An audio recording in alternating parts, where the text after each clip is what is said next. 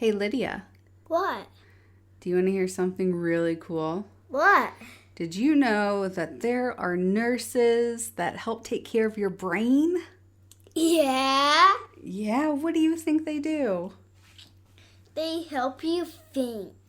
They help you think. Yeah. What else do you think they do? They help your brain and tell the other body parts what to do. Did you know that being a nurse is a really hard job? Yeah. Yeah, so people who are nurses are very special people. Nurses, you're very hard. What? What did I say? Nurses do work really hard. Oh, I love you very much. I want to hug you. Aw, I love hugging you. I love you.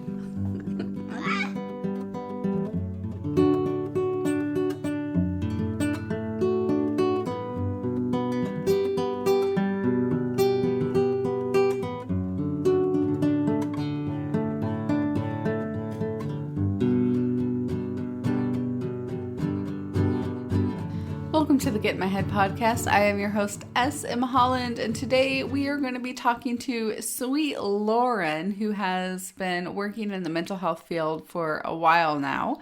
She's going to be sharing some of her experiences on what it's like being a nurse when working with mentally ill persons.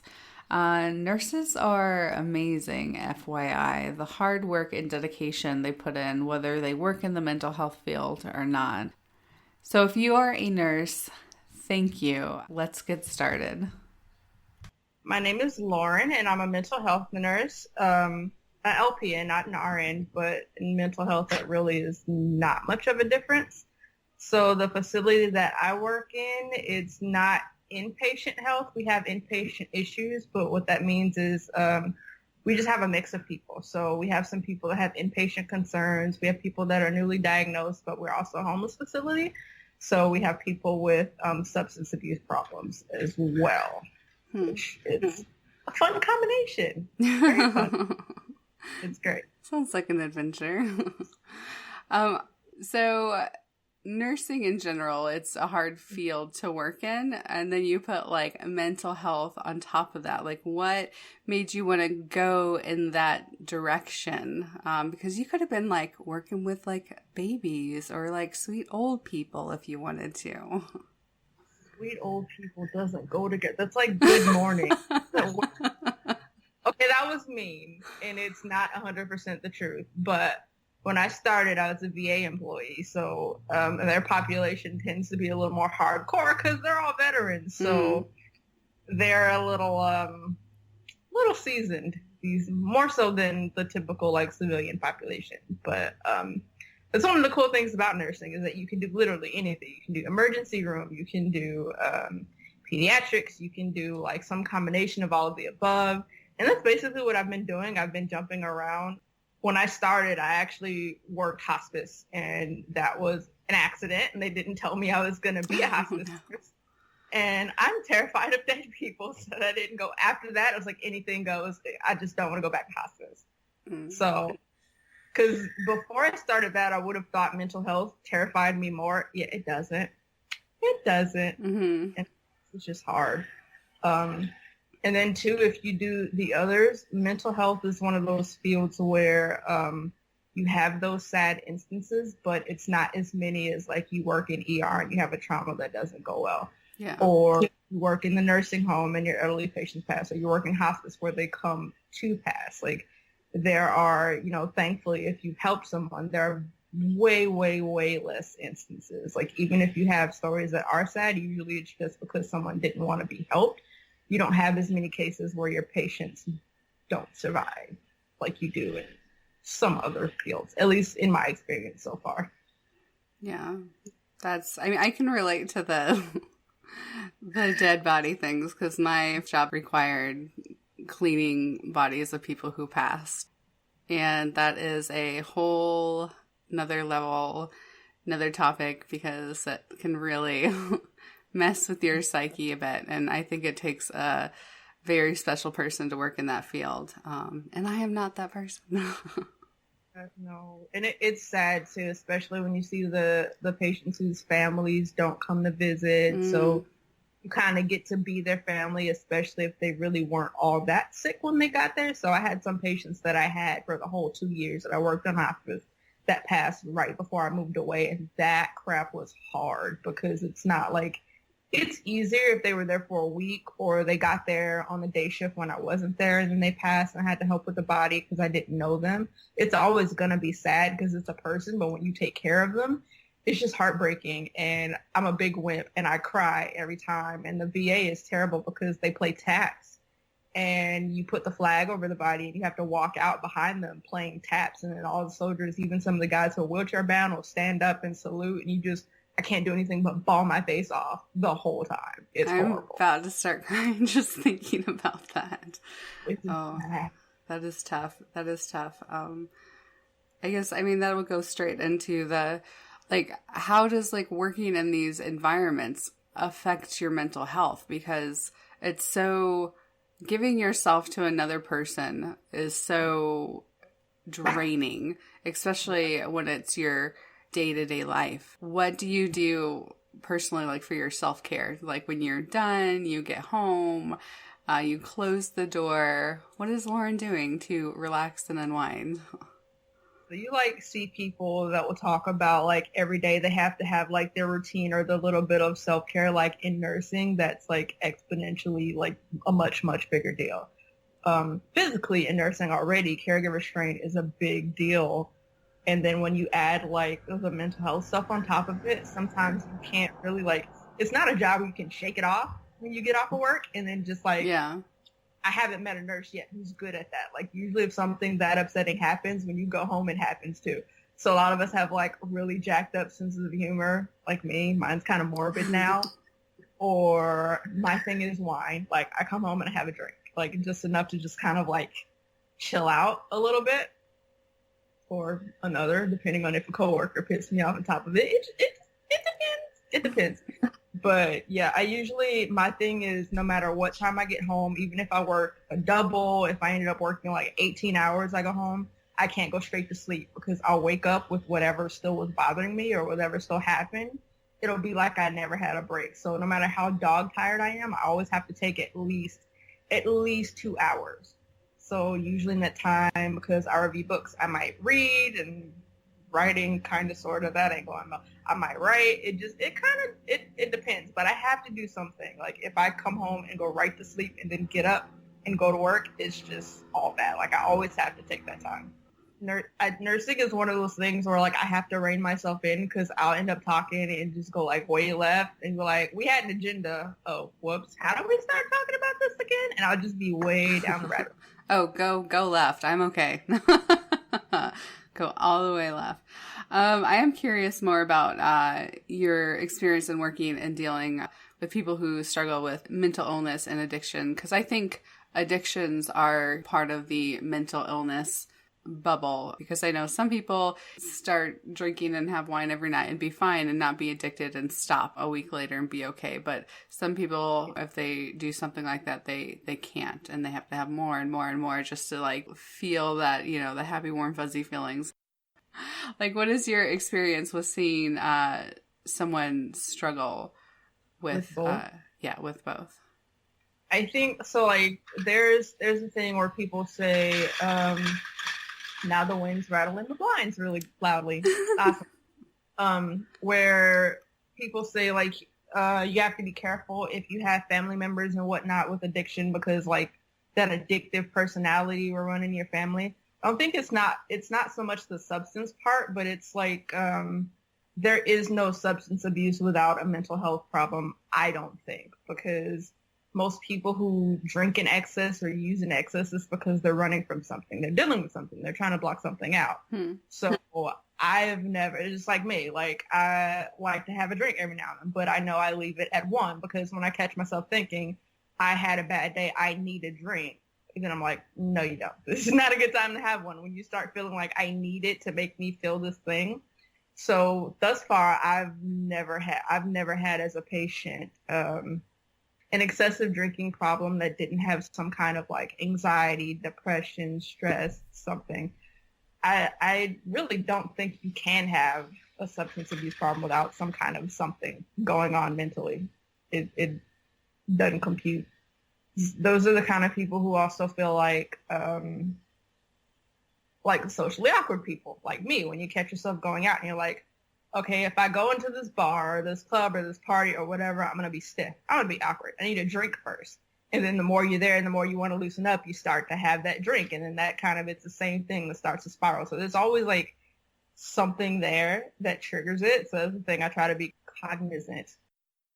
All right. So what are your day-to-day duties as a nurse and mental health care worker? So at the standard facility I work at, which is like it's like a mix of outpatient and inpatient. Like they live there, but they have what they call a harm reduction model. So that basically means that we let kind of each person that comes in have a bit of a choice because, addiction is not a thing that you can treat if you don't want to. Then there's no matter what I can do, you're just going to throw the tools out of the window. Mm-hmm. So when you come in, like you sit down with our psychiatrist and psychologist and you decide like, do you want to focus on your homelessness? Do you also want to treat the psych problems you have? Do you want to keep the addiction? Like, do you want to kick it completely or do you want to just kind of like reduce it to where you can function normally? And then from there, like once you peak at that level, or plateau at that level, we'll kind of work on kicking it. So we let them pick what they think they're capable of so that they, each person has a better chance of meeting their goal. And so from there, it depends on each patient what my duty will be as far as they go. So at the facility I just left, we had 40 patients. So we have people with, or we call them residents because they live there.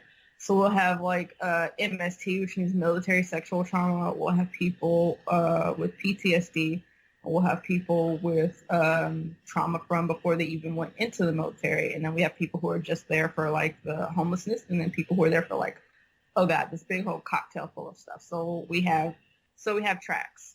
So you'll be like the vocational track. Vocational track will mean that your primary goal is to get housed and get a job. And then you have to keep the job for so many days while you live there. So that means that you get a UA twice a week. So you have to stay somewhat clean no matter what. But we don't boot people who pop up with a dirty UA. We don't boot people who mess up because it's more of a realistic system. We don't expect you to, once you come in there, stay clean the whole way because it's not a realistic goal for anybody. So we just kind of monitor that, and then they have their check-ins every so often, and then they'll come. Usually it's like a ladder. It's nursing, then it's their care coordinators who are the social workers, and then it's the psychiatrists and psychologists.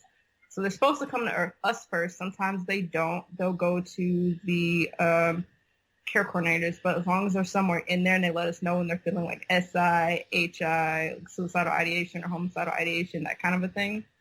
So we don't monitor them too closely. It's a lot more loose than inpatient, but for some of them it feels the same, but we have a lot less strict watch over them. Now when I do inpatient, that's a whole nother beast entirely because we have the people who voluntarily go in, and then we have the people who are court ordered, or the people who are what do they call it? Like the mental health hold people who have like a mental health hold from anywhere from 3 days to a month or more. These are the people who have either committed a crime, and once they got to jail, the cops are like, you need more help that we can give you in the jail first. Let's get kind of like your mental health stable, and then we'll worry about what you did and why you did it. And these are the people that come into the ER that said, I felt like harming myself or somebody else. So I got like both sides of the spectrum. When I work inpatient, my duties are basically either I'm in the med room, which is almost kind of like what I don't like about this particular facility. It's almost like the med room in a jail kind of. You go in there and it's a little room that's closed off and it has a half door, but it's kind of designed so you can't really reach them and they can't reach you, which sucks. There's an emergency and have to get out, which I've done before. It's got those, like, if you've ever watched old shows like the Brady Bunch, and they have that kitchen door that breaks into two and you open the top half. I've gone before to go wrench open the whole door and forgot it was two. Just opened the top half and went, because I'm graceful like that. But there's that's the kind of facility where some of them at TV actually get it right. So you get like the people who will come in, and some of them are really sweet. You know, some of them are angry because they don't want to be there, but it's just like that's the one where sometimes things can get scary. You have to call like cold yellows. We'll have solitary confinement rooms. Like these are the ones that just almost kind of close to a prison cell. I don't like working there in that it gives me like I feel bad for everybody that has to stay there, and I don't want to, even though like how do I say this like without sounding like a butt? I don't know how to word this eloquently. Nursing makes you kind of anything you have when you're like, I don't really like that. Like, I don't like the way this is done. Like, nursing kind of squishes that out of you a little bit in some things. So, like, I feel really bad when I start working there. By the end of it, after, you know, you get thumped a couple times, you're like, maybe that was there for a reason and I should leave the door shut.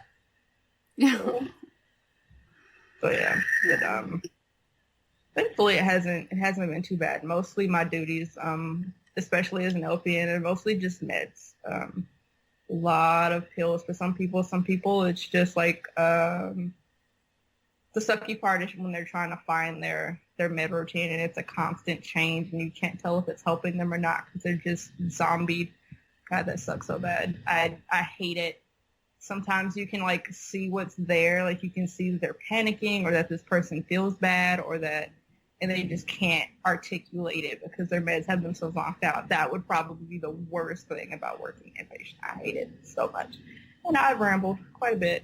I don't remember what the original point was. No, it's a good ramble. I've done like clinicals in the psych ward for a little bit, and then worked at like a healthcare nursing home type facility. Like there were elderly people there and younger people there at this facility and stuff. So that's as far as my experience has gone in like the healthcare. And then I quit doing nursing for about 100 different reasons. So it's interesting to like, I've never seen this side of nursing before. I've heard stories. I've talked to like other nursing friends and stuff, read books and everything. But like, that's as far as my experience goes. So like, I never knew how it worked, how it looked from the inside and stuff. And it's just, very interesting and fascinating to think about because it's very similar to what I assumed, but it's also very different than what I thought it would be like. And it sounds very exhausting. It's definitely draining. Like, nursing burns you out. Like, if you've ever seen any of the memes from like students who are in nursing school or whatever, and they're all bright-eyed and bushy-tailed, and we sign up for all these forums and all these Facebook groups and stuff, and everybody's all like asking each other questions and stuff for like the first couple of years, and you can tell who's been nurses longer, and they're just like, oh my God, fuck off. They just have for it. But there's this meme that I'll never forget. Like it has this drawing of this girl that's in nursing school, and she's like our age, like regular looking person. I mean, and then you see like it says like 3 years as a nurse, and she's like old and gray haired and stooped over, because it burns you out. Not that you don't like it, but it's not a job where you can avoid taking responsibility for other people's actions. Like I have a very hard time doing that. So. And then mental health too, the problem is that a lot of people, or not a lot of people, it seems like a lot because these are the people that stand out. Some people try to cheat the system to get what they want. Like there's nothing mentally wrong with them other than they may be narcissistic depending on the person, but it's a game. Like they want to avoid getting in trouble with the police, or they don't want to sleep outside, or they don't want to do whatever, so they'll get arrested and they know like the right words to say to get put on a mental health hold, and then they just get in there and just everything is a game to them, and that's rough because it takes a lot of the attention away from people who need help. And then on top of that, you might have people who are serious about doing harm to themselves, but they've also been in and out of the system a long time, and they know what to say to get you to like leave them alone, kind of. So it's rough because you kind of feel like you should keep an eye on like literally everybody, but you can't. So there in nursing is that like debate in mental health, I mean, of like how much is a person with any particular mental illness, like how much are they to be held accountable for? Like how much of their decisions, like what is, like what can you be upset with them for? What can you not be upset with them for? These kind of things. And it's not even an issue of being upset. It's more so just like trying to save everybody, and you quickly learn in nursing that you can't do that. But that's when you get those nurses who are always telling morbid jokes, or who are like laughing when pretending nothing happened when a patient died, because that's the only way you can get through it. Because if you do like I do, because I'm an idiot, and you still, no matter how long you've been doing it, that you can save everybody, you taking it personally when, you know, people say the right thing or do the right thing, and, you know, oh, I'm fine, I'm doing better, and then they get away from you and do something to themselves, or they don't listen and don't take their medication, and they pretend they have been. Like, that stuff, depending on the nurse, I know for me, it hits me personally, and it's one of the reasons, like, I wanted for so long to get out of nursing, because I feel like if you lose that, I don't want to call it humanity, what do I want to call it? If you lose that bit that just makes you, like, sad every time something bad happens, you also lose a little bit of your empathy. And I don't want to, because I think that's what makes me a good nurse. But you'll spend like your life crying and upset all the time, and I don't necessarily want to do that either. So it's a weird place to be in, especially when it's, you really don't know who's sincere about what, especially when it's like newly diagnosed people, because a lot of people who don't have mental health problems come in with like a skip. I know what to say to get attention for this and to stay exactly this long until the weather gets nice again. This is only the homeless population. I was inpatient, but it's just like with the jail system. You get people sometimes who know how to do just enough to rotate in and out of like the lower levels and not get in enough trouble to be sent to like the penitentiary or like commit a felony. They'll do like little petty stuff, so they'll be locked up for a week or 2 weeks when it's cold. It's like that kind of a thing. And it sucks because you don't want there to be homeless people, but you don't want them to clog the system because they're taking space away from other people who might really genuinely need help. And it's just a bad spot to be. It's a bad spot to be in. I could rant for forever about how nursing is like not necessarily about nursing anymore, and everything's turning into a business, and it's just frustrating. And I sound like a hippie, so I'll shut up now. I like hippies, so I won't complain. I do want to touch a little bit on, because I've had this conversation before with a couple people, and I know I'm going to have it again with a couple other nurses and therapists and stuff. But the humor in the medical world, especially among nurses, is definitely a different brand of humor. And I have heard from patients and residents who overhear this humor of how like rude and offensive and how could you know, but at the same time, I have been on that flip side of the coin, you know, with nursing school and I working as a CNA. I do understand you do have to have some sort of humor to keep you going because it's such a hard job. And I totally agree with what you said about the empathy, because you're doing these things over and over again. You know, you're helping people who are getting sick and dying, or in your case, you know, mentally ill people who are either needing the system or fighting the system or taking advantage of the system.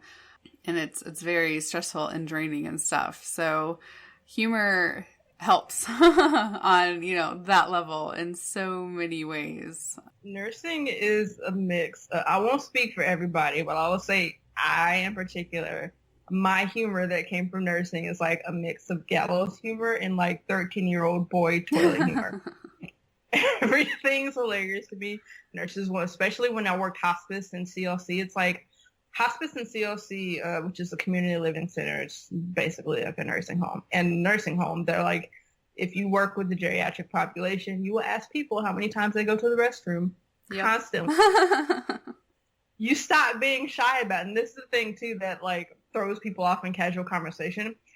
Yeah, I didn't realize, like, how many people are put off by just, like, mentioning the bathroom to some people. They get weirded out. So, our particular facility, being a nurse also means you're, like, the receptionist because it's the only desk in the place is the nurse's desk.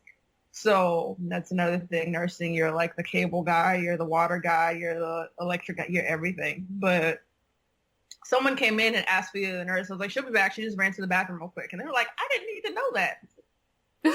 Why? I didn't say what she was doing. But yeah, that apparently squeaks people out. But we don't get squeamish anymore about that kind of stuff because you will ask people constantly. You will get up close and personal constantly. But like, that kind of thing, you have to laugh about it or you'll just like want to gouge your eyes out. You have to. And I already had a pretty like boyish sense of humor before I went into nursing. So now it's just out of control. It's bad. Don't let me find a cohort on the staff. We're just going to be going back and forth all day. Yeah. I always tell people it's good that I got out when I did because I too have a 13-year-old boy sense of humor. That's not very much in itself appreciated among a lot of people, but you add that on top of like nursing and nursing school experience and yeah, it's not pretty. You want to pull out, you sit with another member of the nursing staff. Like it can be the nurse, it can be the doctor, it can be the CNA, it can be whoever. Have dinner with them out in a public space and talk about work. Inevitably, somebody's going to be like, okay, all right, that's enough now. I'm trying to enjoy my salad here. Come on, guys. And you're just like, what? It's not so yeah, it gets pretty bad. I'm so guilty of that. I really am. I feel like there needs to be like, if there isn't already like a book put out there about like nursing humor just in itself, I would buy it and read it. A lot of people would get really, really ticked off though. So like a lot of people get really angry. But I mean, true. If you think about it too, like if we don't laugh, because when you go, especially when you work in the emergency room, because I worked in an emergency room in a military hospital for a year, so you just get all kind of lovely macho personalities in there. And a lot of the military spouses, whether they be male or female, get really, really ticked off. It's like worse than the soldiers. So it's almost like as a nurse, you're supposed to be robotic. You're not. And I don't know if the humor has something to do with it and people see that and think you just don't feel things the same way. But you're not supposed to be tired. You're not supposed to be having a bad mental health day of your own. You're not supposed to have anxiety or depression or any of these issues as a nurse. You're supposed to be in a good mood all the time, no matter who flips their bedpan or throws stuff at you, throws their pills, spits in your face, whatever. You're supposed to smile all the time. And it always frustrates me when I hear people complaining, especially at the ER desk. And they're like, we've been sitting here for hours. I'm like, congratulations. That means the person who triaged you didn't think you were dying. We have somebody that might actually be dying, so calm down. But if I say that, I'm a giant jerk. But it's the truth. Like when you go to the ER, if you take a long time and you're not bleeding, that means whoever saw you first is like, you're not dying, just have a seat. Like it's a good thing that you wait a long time. No, you get people yelling at us. There's, I used to live off of Killeen, Fort Hood area.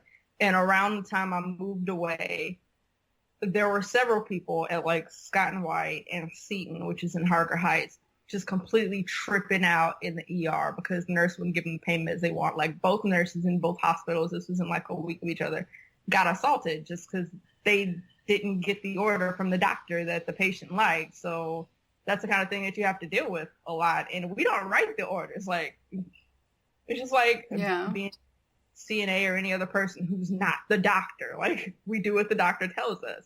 Like, we can say, I don't think that's right, or maybe let's try this. But at the end of the day, the doctor writes the orders and we do what we give the medication he tells us to. So we get yelled at a lot for stuff like that. So that plays into the humor too. So if we don't find something to laugh about, oh my God, we'll all be drunk. We'll all be angry or we'll all be crying all the time or some horrible combination of all three. I mean, what do you do when you as a nurse go to work and you're like having a bad mental health day? Because I know like a lot of people can just call in and be like, I'm really depressed, I'm really anxious, and I can't go to work today, or I'm going to end in tears every 2 seconds. As someone in the medical health field, you can't always do that because your job is so demanding. And then also too, we don't get bad weather days, any of that stuff. So we can be just as terrified as everybody else of driving outside and like bad rain, bad snow, whatever. It doesn't matter if you've got kids and this other crap. Guess what? We still got to go to work. So when you need a mental health day, you would think that working in nursing, like a lot of the times, the higher ups, you would think because they have a higher understanding of this kind of a thing, they'd be like, oh yeah, God, no, I don't want you in here sick. I don't want you in here around these geriatric patients with weakened immune system coughing and hacking.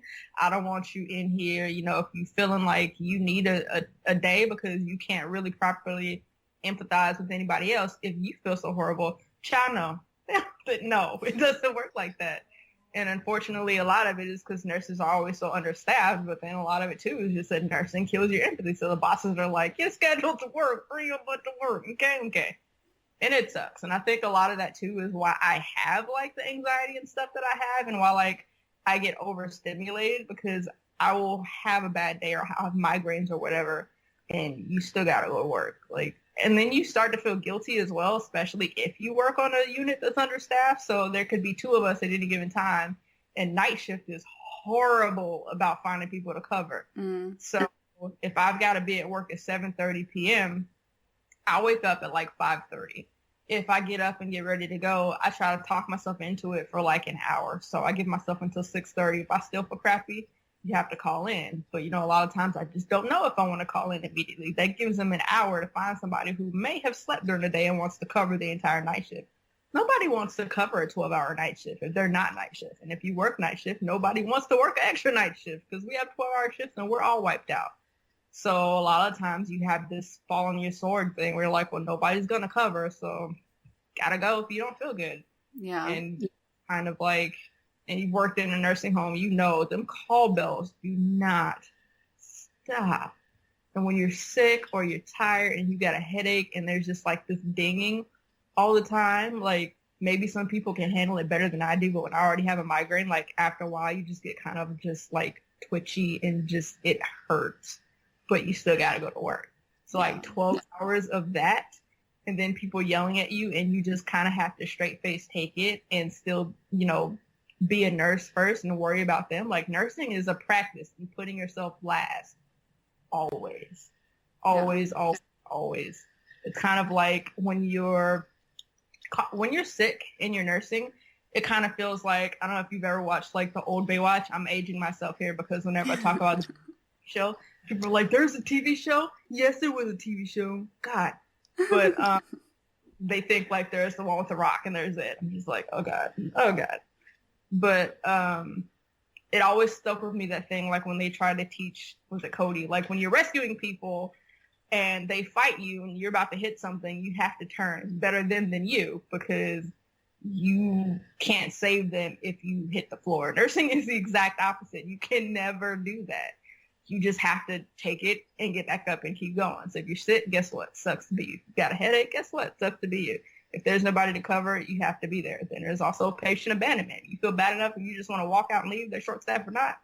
You don't work at Walmart, you can't walk out.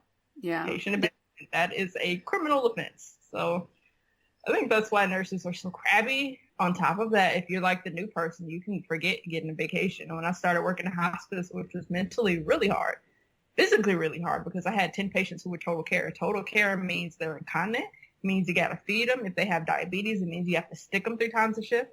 Our particular monitors, you can't give them insulin on your own. So that meant I had to scan them, stick them, go grab another nurse, have them come back so I can give them insulin. I had 10 patients and 6 of them were diabetics. All of them were total care. It was just me and one NA running around like we were insane trying to take care of these people. And imagine doing that for 5 or 6 days a week, and then you couldn't get vacation. Like they just wouldn't approve me for it. So I think the first 2 years I was nursing, I didn't have a vacation for a year and a half. Wow. So you just get very, very just tired. I feel so old. It's ridiculous. So it's just, it's a lot. But you definitely don't, like, attempting to have like adequate self-care when you're in the mental health field, I mean, in the healthcare field at all, whether you work at the desk or whatever, it's almost impossible. Not to the level you should be doing it. It's really hard. And then if you do it, you can't do it and just enjoy it because then you feel guilty because you took a mental health day. Because if you're not like traditionally sick, then you just sit home, like can't even enjoy your time off because you feel guilty because you know your unit's struggling because they're one person short. At least I do. Maybe I'm not a big enough jerk. Nursing alone is difficult because you're dealing with other people and other people's lives. So all my experience working in the mental health field, everything is always understaffed, always. So, you couldn't just take a day off because then you're left, like I was several days, one person on a wing with like 32 people all by myself, which happens often all across the board.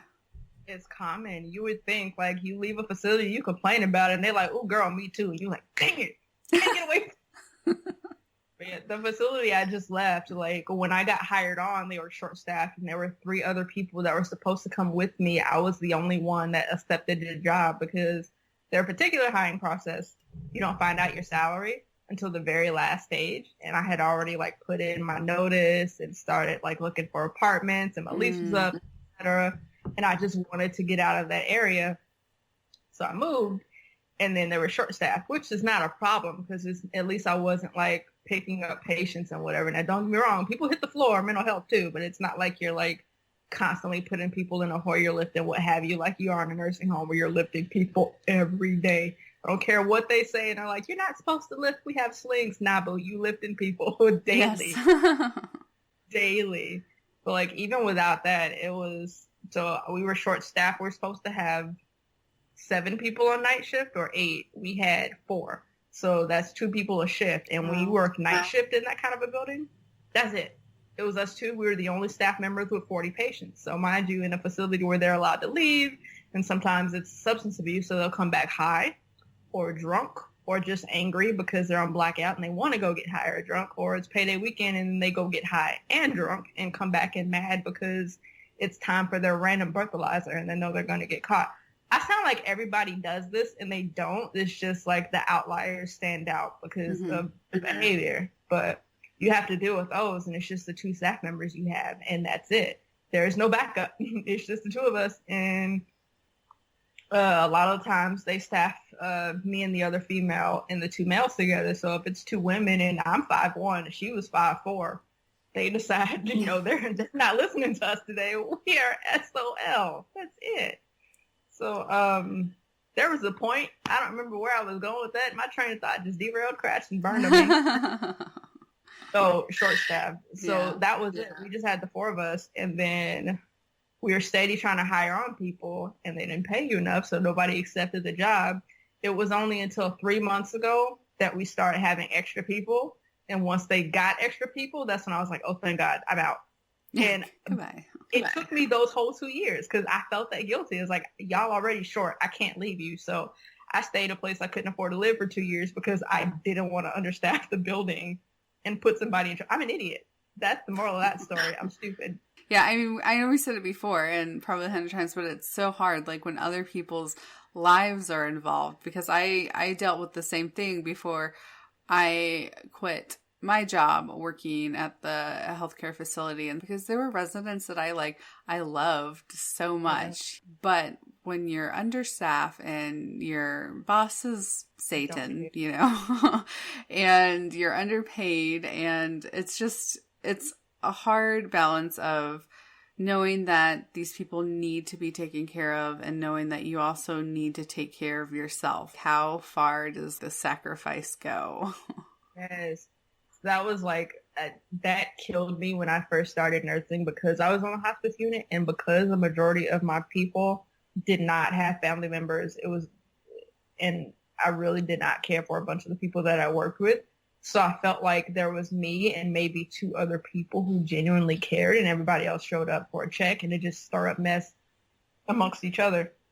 If you're the kind of people who don't like catty females, nursing is not the job for you. Not at all. So you in this building with all these catty people, and it's just torture for me daily. It gets to the point where I pulled up to that little yellow building and just, God, dang it, crap, I don't want to get out of the car every day. But you feel guilty, and then especially if you feel like you're one of the few people that care, it feels like you are personally abandoning friends or family or whatever. Like it sucks. It sucks so bad. And then people are like weirded out when they hear me talking like that. They're like, what? I was like, it doesn't matter the way I speak. Like, you forget, like, most people are in nursing because they care about other people. Like, forget what comes out of their mouth. Look at what they're doing. So, like, I can't. Like, I feel like I'm abandoning them. I can't do it. I hated that job. I could not stand my boss. I could not stand, like, 99% of my coworkers because it was just a messy situation. And I'm the kind of person, I don't like catty people around me, and I could not avoid it. And it was something daily, but it doesn't matter like how bad an effect it had on me. Everything in my head was like, just quit. It doesn't even matter if you don't have another job lined up. Just quit, just quit, just quit. But I felt like I was abandoning my patients, and I couldn't do it. To this day, I hate myself for staying there so long because I have not recovered from the burnout yet. And that was in 2015. Because from there, I went to work in the emergency room. And that was 13 hours of no pee breaks, no lunch breaks, no nothing. And then from there, I went here, where it's like 100 plus hours a pay period instead of 80. And where a lot of people, that doesn't sound like a big deal. But when you're working mental health, every extra hour is like an extra day, especially when it's like 13-hour shifts. And then an hour commute each day. So every extra day that I stayed was a whole day of free time I didn't get, because when you work 13-hour shifts, there is no free time in between. Like, it took me an hour to get home, then I had to walk the dogs, and if I had to eat anything, I was too awake after that to go to bed. But I literally had, from the time my shift ended and I got home to the time I had to be up, was exactly 8 hours. So every single thing I did took away from sleep. So on the days you work, that's it. You do nothing else. You have no life. You just work. So every extra day you did was just literally the entire day. Like, there is no like come home and then have a drink, relax, binge your favorite TV. There's nothing. I think I just want to hit one more question before wrapping this up. This is like bringing me back nostalgia in both like a very good way and a very bad way.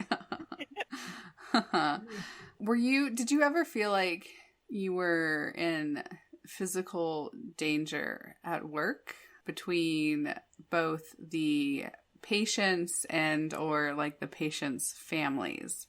Several times. Like, in the hospice unit, no. In the emergency room, kind of. But like I said, those were soldiers. But the good thing about the emergency room was that all of the residents were soldiers. So if you got a soldier that's being a giant jerk and they want to start screaming about rank and whatever because they feel like for some reason you're a civilian, they don't see you as outside of the ranking system. They see you as at the bottom, and they can treat you like whatever. It's like, be right back. I'm going to go get the major since you want to be a jerk. Really have to worry about it, because there was always like, that's the only nursing unit I've worked at that was more males than females. I could just stick my head out of the door and go, I need some help in here, please, in 2 seconds. Mental health, for several reasons, I've had worries about it. Some of it is because of the setup of the building, and when it's not necessarily a lockdown unit, but it's not really conducive to, if you need to get away quickly, you can't really. Also because it's not an inpatient unit, and everyone's allowed to go outside when they please. Like, they go outside, they see what kind of car you drive, which I really thought it would be paranoid to worry about, except for when they get ticked off. Some of them will get on that really angry, just like, I'm going to go outside and write down your license plate number, blah, blah, blah. And then you worry, if these people have anger issues and such, what are they going to do with it? I've had a couple issues where I won't say I've been assaulted, but it's come close. Once it was, I really didn't get upset because he was sick and I knew he was sick. And when you understand it's outside of their control, it doesn't scare you as bad. That's a lie. It scares you, but you're not angry at them because they're not themselves in that moment. But there was this other guy who was in complete control of himself and threw a knife at me. That was fun. It was in a little plastic sheath thing, but at that moment, that doesn't matter because it was clear and I could see the blade, and it scared the crap out of me. Luckily, by the time it happened, we got this another male staff member, and he's like 6'4" to my 5'1", and he's like 240 of muscle. So And he used to be in the military, so he's real good to like stand up, put some bass in his voice, and everybody goes, "Okay, yes sir, my bad." Whereas if I try to tell people what to do, like, "You're so cute and short, go away." Just a couple times. You worry when people, some people had their breaks, and it's like an episode kind of. A nurse I worked with did get hit in the back with a chair last month, or month before last. His wasn't a control thing though. His was just that he was just angry and acting out on that because he was one of the ones that didn't have a mental health diagnosis, because sometimes we just have just the homeless population. So, I mean, it's always a worry, but I learned quickly that if I let myself focus on it, especially because we have a lot of sexual predators in the building as well. And by a lot, I mean, like with a population of 40, at least 10 of them at any given time. The most there have been at one time has been 10. And some of them violent. If you focus on that, you just be at work paranoid and scared and terrified all the time. And then I can't adequately, see, this is me being a mush again, I can't really help you if I let myself be scared of you all the time. Yeah. And it doesn't help you if I need to help you get under control, but you're looking at me as like not someone who can help me if I'm having a break, but you're scared of me. That just is going to make me feel worse because I can't really help it. That's hard because you really have to have two sides of your brain, like two personalities. Your like nursing personality, and then your like, this is really me personality. And you can't mix the two at all, or you're going to end up a puddle on the floor or a cold-hearted person. I've only been a nurse 5 years, but there are still people that I find myself trying to warn, like, you know, you can't be too buddy-buddy with everybody, because I will laugh and joke with you. I'll laugh and joke with everybody. I want my patients to be comfortable with me just like anybody else.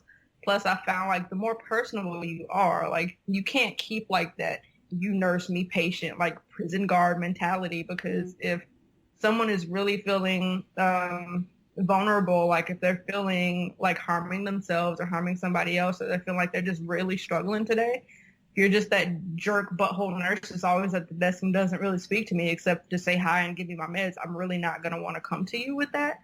So I find like you can't completely hold back in mental health because you can't help anybody that way. But at the same time, like, it's again that thing where you get too close to them and then they decide they don't want you to help them, or like they're beyond your help, or they just do something to like kind of like their whatever they're struggling with ends up overtaking them. It hurts worse. So it's a balance, because I find that I have a harder time if I make like a do not cross line, but at the same time you have to have one, because mental health is a really hard facility to tell where people are genuine and who isn't.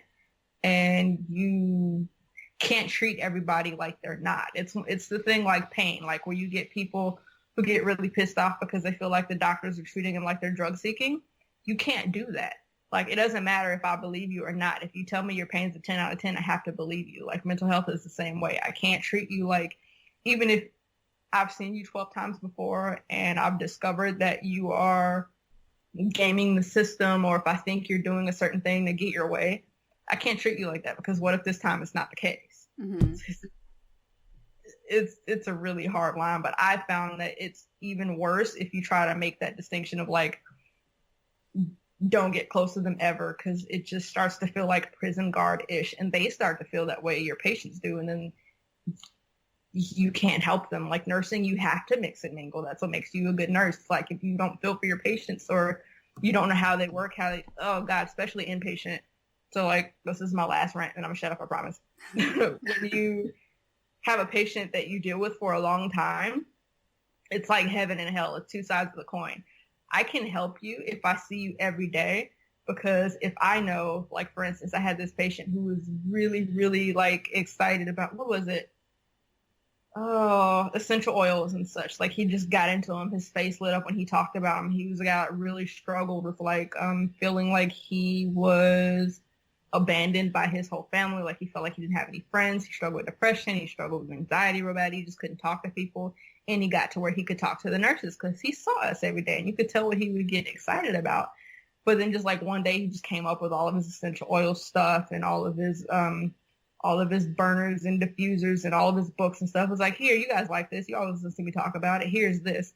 I don't want it anymore. And he was just like really depressed that day. So if you work like in nursing at all, like that's one of the things you learn about quickly. That is a red flag when people give up stuff that when they tying up loose ends or giving away stuff that they really love, trying to make other people happy, it's a symptom of being suicidal.